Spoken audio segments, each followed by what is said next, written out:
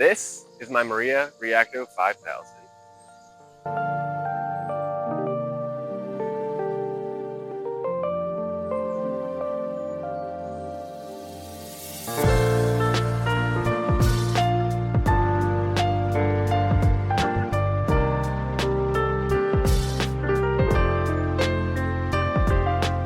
The first thing I want to discuss with this bike is how did I get it living here in the United States? Merida does not have any selling, ownership, or anything like that in the United States. So how did I get this bike? So there's actually two ways you can actually pick one up. One is either go to like eBay, look for a shop overseas that are willing to ship to you, or in my case, travel out of the country, bring the bike back. And that's what I did in 2022. My wife and I took a trip to South Korea, one place that Merida does sell. There was one large left, and this is what the size of the bike is. Fit me perfectly, at least at the time. And then took it for a test ride. Shop owner said, if you do want a large bike, at least given the height, I'm more of an anomaly over there. They don't really sell large bikes very often. Picked it up, brought it back home on the plane, and had it ever since. All right, diving into what I've done to the bike. The only things I did change was the seat. Originally came with a 130 millimeter seat, very, very narrow. Swapped to this Physique 3D printed one, 149, which I reviewed in another video compared to AliExpress saddles. I swapped the carb handlebar to a carbon AliExpress. Has lasted me for a year. Been doing well. I think it's like 60 bucks. 42 millimeter width versus the stock 44. And then on my tarmac, it's actually a 40 centimeter width. So this is a little bit too wide, but being an indoor trainer, not a big deal. Lastly, the wheels. The wheels originally on the bike were 28 or 30 millimeter alloy wheels from Merida itself, in-house brand. These are ICANN 40 millimeter carbon wheels. These were the first carbon wheels I ever picked up. They were lying on the side of my house. So my wife currently has my Far Sports ones, and these are on this bike temporarily. What you get with the bike out of the box is Ultegra, unless you opt for a SRAM Rival Di2. So this is one trim above the lowest. I think 4,000 is the lowest. This is 5,000. And this is the Bahrain Victorious replica version. So not the exact same thing that the team version uses or used at the time when they were with this color scheme. They do have a team version of the same color, which is exactly what they rode. But this is just the one version lower tier of carbon layup. It is currently using Ultegra throughout the bike, Ultegra mechanical. Nothing to complain about. I've never had any issues with it. It has a very, very generic Shimano crankset, 175 millimeters in length. Not a big fan of it. Have been wanting to swap it out a couple times, but been too lazy about it. Another interesting thing is it has an integrated seat post light. This light actually falls off very easily. So I've lost one already. And I ended up taping electric tape just to hold it in place.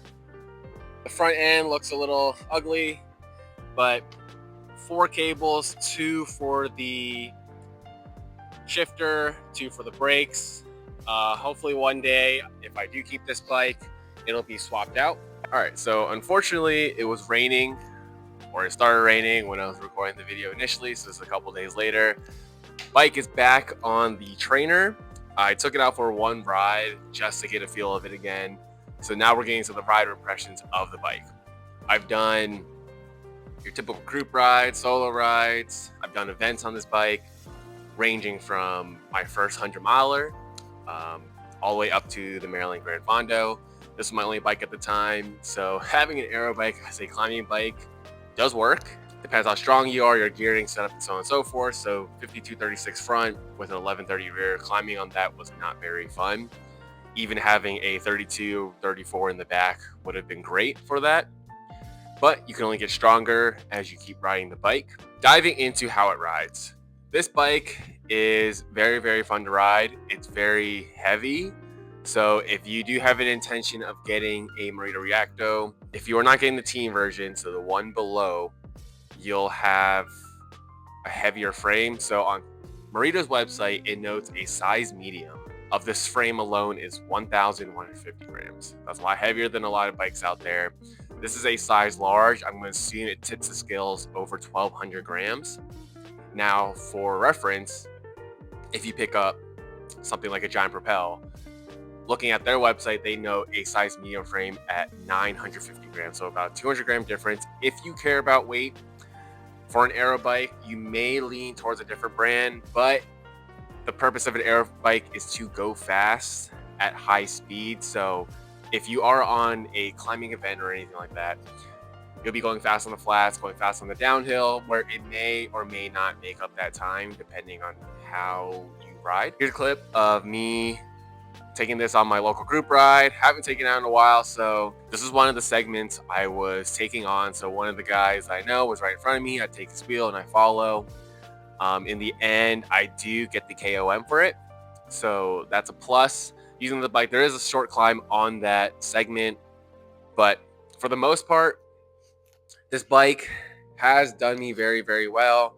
Again, if you're not looking for weight or anything like that, this bike does a really, really great job of holding its speed, and I don't really want to compare it to, let's say, another aero bike because I haven't had any other aero bikes. But compared to the Tarmac, the TCR, the Scott Attic RC, I think when you get up to speed, this bike does a very, very good job of holding its speed well. Speaking on ride comfort, I think this is a pretty comfortable bike given what it is.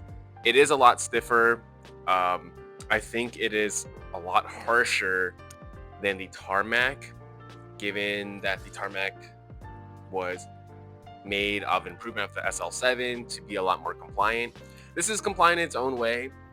I don't think it's as harsh as the TCR, if I'm not mistaken. I think that might be to the lower seat space to alleviate some of that comfort to allow for some flex. Now, someone correct me if I'm wrong. Again, I still love the TCR's traditional design. Maybe I'll revisit that bike in the future. We'll see. Lastly, wanted to discuss next steps with this bike. Not entirely sure what I want to do with it yet. I've been leaning towards selling it just because I can get a pretty good value or number based on what I've seen on Facebook Marketplace on what other people are selling with a similar spec bike. Or I will either upgrade it to SRAM Force or Ultegra Di2, one of the two. As you can see from before, the very front part is kind of ugly with the 4 cables exposed, and then you see there's a bail adjuster there just because when I took it to a shop nearby, they worked on the bike and I couldn't get the front derailleur working properly, so they added a barrel adjuster. While traditionally you wouldn't need that if you're putting on the bike, from what I recall.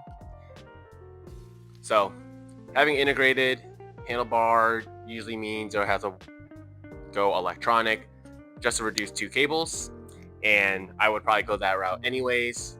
Having shorter cranks, probably a slightly narrow handlebar down to 40 centimeters from 42, but the 42 is okay for now given that I don't ride this bike enough.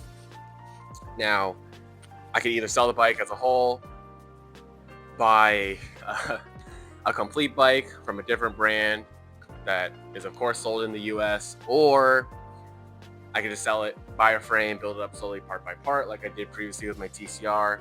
Maybe I'll revisit that TCR again in a smaller frame and adjust it accordingly, go to a different bike fitter, see if that works, but that might be a little redundant given that I have the Tarmac. So yeah, that's my 3-year impression of the bike. So overall, if you're looking for a Merida Reacto, I would say don't hesitate to buy it. I think for the value, you get a pretty good bike overall. It is a little on the heavier side given the numbers that I've seen online with other bike brands, but for a unique, I guess if you live in the US, a unique brand out of the country, depending where you're watching from, it might be a common brand for you. I think it's a good value for the bike. I think it's comfortable. I think anyone can make it work. Sculptura, I probably would opt for next time just because I think that weight reduction would help the bike overall. Besides that, any questions on the bike, please comment down below. Thank you for tuning to this video. Again, this is my 3-year ownership of this bike. We will see what's next steps, maybe in a future video or not. But thank you for tuning in, and I'll catch you guys on the next one.